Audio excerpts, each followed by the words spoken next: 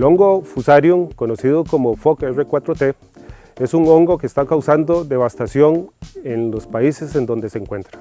Ataca al 80% de las musáceas, entre ellas las que se utilizan para el comercio internacional, pero también para seguridad alimentaria. Cuando hablamos de musáceas estamos diciendo el banano tipo Cavendish, los plátanos, los guineos tipos blugos, dátiles, red macabú, es decir, todos aquellos cultivares que tienen importancia en los países, en este caso de América Latina y el Caribe. Es un hongo que se dispersa de múltiples maneras. Todo lo que transporte suelo es un medio de diseminación. Entonces estamos hablando de calzado, pero también las herramientas, la maquinaria y el equipo agrícola. Debido a esta situación, el gobierno, el Servicio Fitosanitario del Estado y Corvana elaboraron la resolución 004 del 2019, en la cual se establecen medidas fitosanitarias para evitar la entrada del patógeno a territorio nacional. Estas medidas se aplican en todos los sitios de entrada al país, como aeropuertos, puertos y fronteras, en las fincas y en los centros de reproducción de plantas.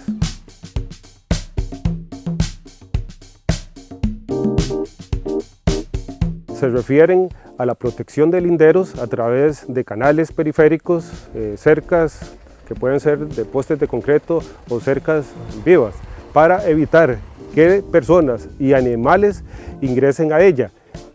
Esto significa que las fincas tienen que tener una única entrada y salida. Precisamente este lugar se convierte en el segundo filtro más importante que a nivel nacional se tiene, porque es aquel que impediría el ingreso del patógeno a ellas.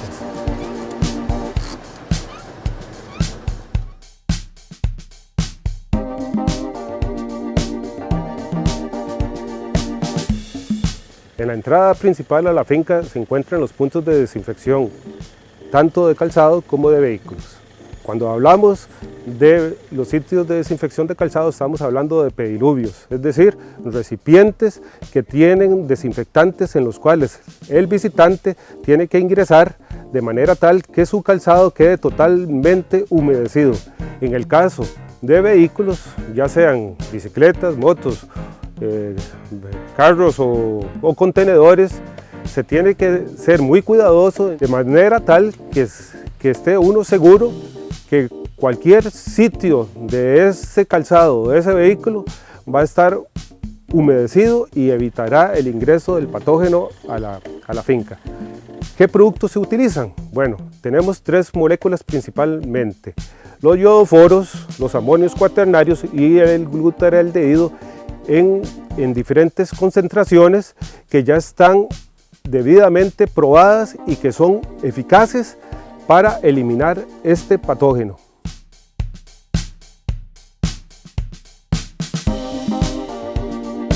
Los pediluvios no son otra cosa que un recipiente que contiene producto desinfectante.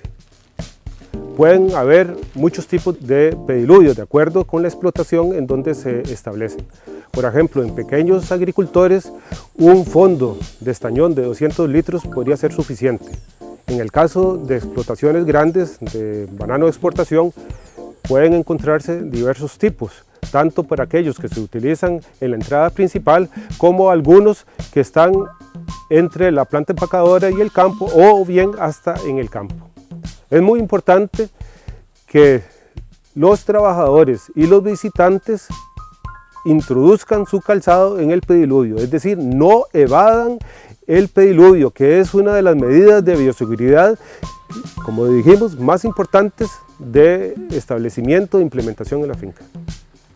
En todo caso, los pediluvios lo que buscan es la desinfección total del calzado, principalmente de la suela. La solución que se utiliza en ellos puede perdurar, según los estudios que se han realizado, hasta 7 días en presencia de suelo y de residuos vegetales.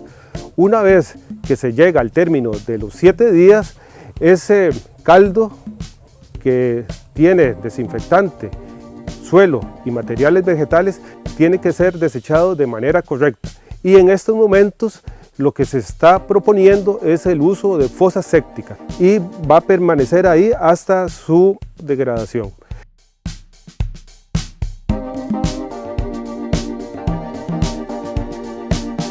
Otra de las medidas de bioseguridad es en cuanto al uso de herramientas.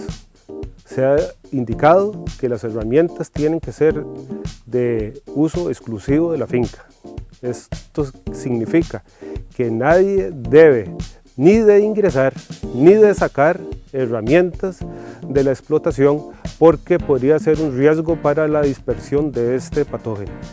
Las herramientas deben de desinfectarse antes de llevarlas al campo para que cuando tienen que ser utilizadas en las diferentes labores culturales vayan limpias y desinfectadas y sin tener entonces un riesgo de diseminación de este patógeno. ¿Cómo se desinfectan las herramientas? Bueno, no solamente la hoja, sino el cabo y el puño. En otras palabras, la herramienta entera. Y no solamente la herramienta, sino todos los complementos. Estamos hablando de lima, de funda y otras herramientas que se llevan a la finca, al campo, como escaleras, chuzas. Tenemos que estar seguros de que cualquier herramienta que vaya al campo vaya debidamente desinfectada. Se utilizan los mismos productos desinfectantes que para los pediluvios, solo que en concentraciones menores. Para tener un control seguro de la desinfección de herramientas es imprescindible tener registros de operación en el cual se indique el tipo de herramienta, la persona que la llevó y la labor en la cual se usó, así como el lugar en la finca donde se empleó. Se sugiere que cuando las personas, los trabajadores estén realizando labores y tengan que pasar de un lote al siguiente, entonces es conveniente la desinfección de la herramienta antes de ingresar y a la salida del mismo.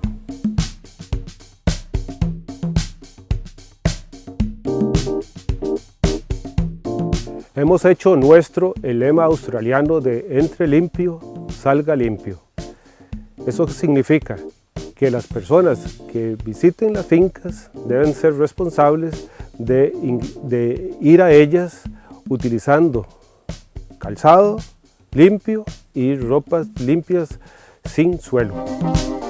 Pero la finca también debe de proveer botas de hule que están debidamente limpias y desinfectadas para el uso del visitante.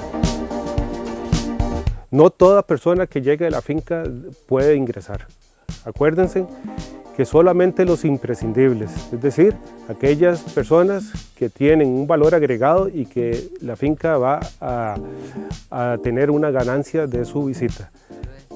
Sin embargo, aquellas personas que han estado en países donde este patógeno se encuentra en los últimos 3 meses no podrán ingresar a la finca si no es que se someten a un proceso de bioseguridad más exhaustivo. En las fincas de pequeños productores, quizás el uso o la disponibilidad de botas de hule para cambio tal vez no sea tan exigente. Sin embargo, hay que asegurar que estas personas ingresen a los pediluvios y que su calzado quede debidamente desinfectado.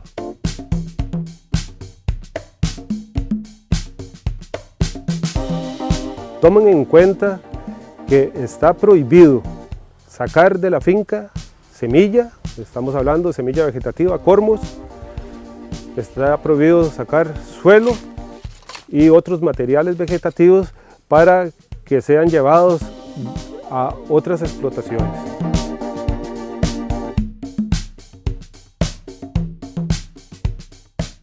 Por otra parte, el manejo de las arbences, es decir, de materiales de plantas que no son musáceas, que pueden ser hospederas de este patógeno, también no pueden ser sacadas de la finca y más bien tiene que hacerse un combate discriminado de ellas para evitar su propagación.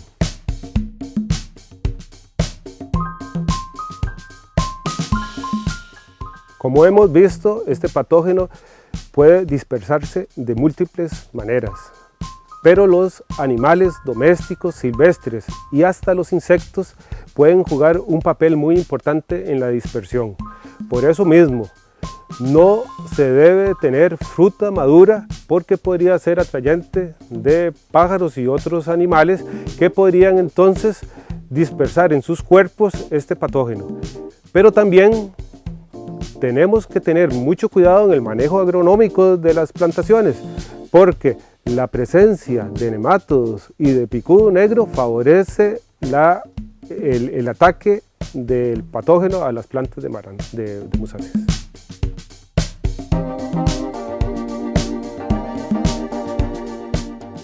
El Servicio Fitosanitario del Estado y Corbana se ha abocado en una campaña de capacitación a los empleados de las fincas de manera tal que se logren detectar de manera temprana el primer brote de fusario. Esto con el fin de evitar la dispersión. ¿Cómo hemos tratado de lograr esto? Bueno, a través de una capacitación de la biología, de la dispersión del patógeno, a través de información y rotulación que permita al trabajador tener claro cuál es la sintomatología que permita la detección temprana de un primer brote. La campaña de prevención ante la amenaza del FOC R4T tendrá éxito en las fincas de musáceas se haga alertas tempranas de plantas sospechosas. Recuerde, eso sí, nunca corte, ni bote, ni trate de examinar una planta internamente porque usted podría ser un factor de diseminación de este patógeno.